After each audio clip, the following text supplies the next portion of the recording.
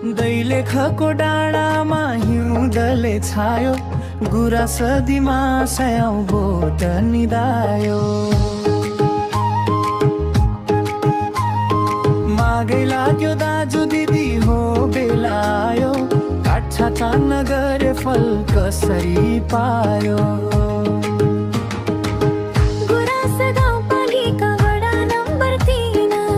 स्याउ खेती हाम्रो गर्व र चिन्हिन, सरसिकाइदिनु सजिलो पाया। यसपालि बगैँचामा भरियोस् मिठो स्याउ है।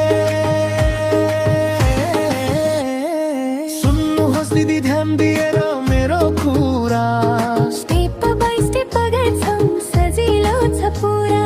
भित्रतिर फर्केका हाँगा काटिदिने, सुक्खा रोगी भाँचिएका हटाइदिने।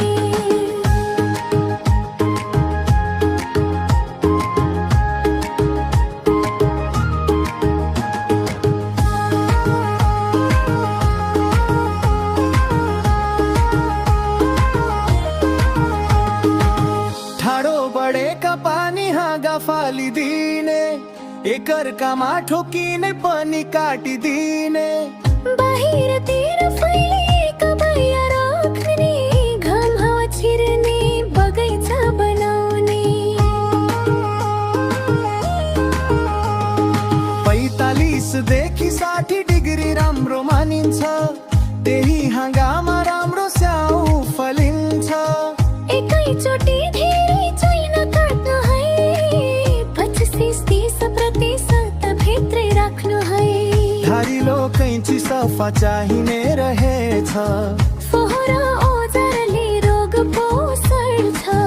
काटेको ठाउँमा कपर लगाइदिने, बोटेलाई रोगबाट जोगाइदिने।